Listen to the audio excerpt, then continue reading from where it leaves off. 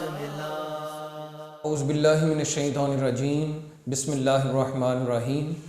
ناظرین کرام، ماہ رمضان اور قرآن، محمد عارف اوان ایڈوکیٹ سپریم کورٹ آج آپ کی خدمت میں 8واں روزہ 8ویں سپارے کا ہم خلاصہ پیش کریں گے۔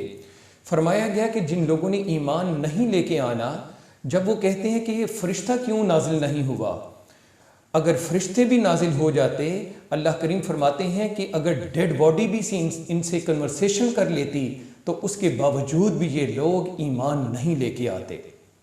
فرمایا گیا کہ خنزیر اگرچہ حرام ہے لیکن حلال جانور کو بھی اگر اللہ کے بتائے ہوئے طریقہ کے مطابق ذبح نہ کیا جائے تو وہ بھی حرام بن جاتا ہے۔ ہماری زندگی کا بہت اہم پہلو جنہوں نے ہماری زندگی میں اہم رول پلے کیا ہے وہ ہیں ہمارے پیرنٹس کی آنر کرنا، ان کی رسپیکٹ کرنا فرض قرار دیا گیا۔ یہ کسی کی آپشن نہیں ہے، کیونکہ جتنی زندگی میں قربانیاں پیرنٹس اولاد کے لیے دیتے ہیں مخلوق میں کوئی بھی نہیں دے سکتا ہے۔ پھر فرمایا گیا کہ پاورٹی کے فیئر سے، یعنی غربت اور مفلسی کے خوف سے اپنی اولاد کو قتل نہ کرو، کیونکہ اگر کوئی بندہ خود نہیں بھی ارن کر سکتا تو یہ گورنمنٹ کی، اسٹیٹ کی ذمہ داری بنتی ہے کہ اس کو پالنا، اسے زندگی کی بنیادی ضروریات فراہم کرنا۔ پھر کہا گیا کہ لوگوں کا مرڈر نہ کرو، اور خصوصی طور پہ تذکرہ ہوتا ہے کہ آرفن یعنی یتیموں کی ویلتھ، ان کی پراپرٹی کھانا، غصب کرنا، جو ان پہ قبضہ کرنا تو دور کی بات، اس کے پاس بھی نہ جاؤ۔ پھر فرمایا گیا کہ میئرمنٹ میں اور اس کے علاوہ وے میں، یعنی ناپ اور تول ہمیشہ پورا کیا کرو۔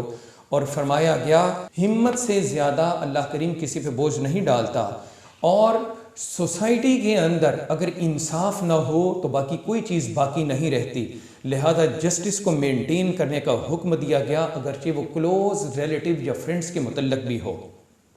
پھر کہا گیا کہ اگر تم کمٹمنٹ کرتے ہو تو اس کو پورا کرو، اور اللہ کریم نے اس سپارے کے اندر کہا کہ نیکی کا ریوارڈ ہم 10 ٹائمز انہینس کر دیتے ہیں، جبکہ کوئی بندہ بدی کرتا ہے تو اس کا اللہ کریم بدلہ صرف ایک کی حد تک رکھتے ہیں۔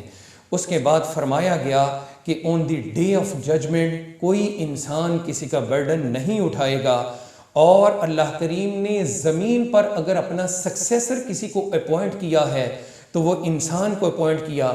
یہیں پہ تذکرہ ہوتا ہے آدم علیہ السلام اور ابلیس کا، اور جب سجدے کا حکم ہوا تو ابلیس نے صرف اس بنا پہ سجدہ نہیں کیا کہ وہ آگ سے بنا ہے، غرور اور تکبر پیدا ہوا، اور کہا گیا ابلیس شیطان تم پہ چاروں طرف سے زندگی میں اٹیک کرتا ہے۔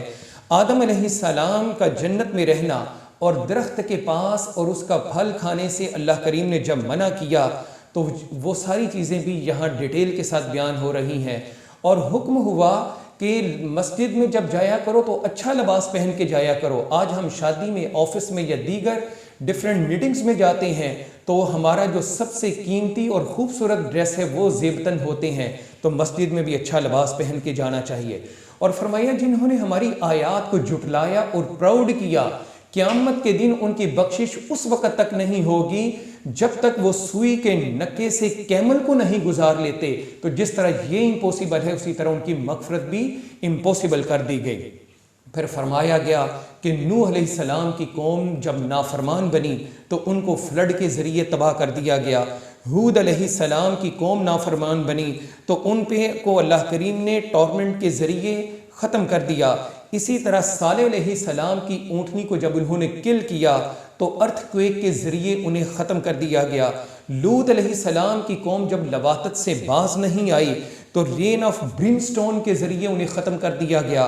پھر اس کے بعد شعیب علیہ السلام کی قوم ناپ تول میں غلطی کرتی تھی تو اللہ کریم نے انہیں اوور ویلمنگ ارتھ کویک سے تباہ کیا۔ اب ارتھ کویک اور اوور ویلمنگ ارتھ کویک میں فرق یہ ہے کہ خالی جو زلزلہ ہے وہ 3-4 پوائنٹ عام طور پہ ہوتا ہے، لیکن اگر وہ 7.67 پہ چلا جاتا ہے تو پھر وہ وہی زلزلہ بنتا ہے جو شعیب علیہ السلام کی قوم پہ آیا۔ اللہ کریم ہمیں برائیوں سے بچنے اور نیک عمل کی توفیق عطا فرمائے۔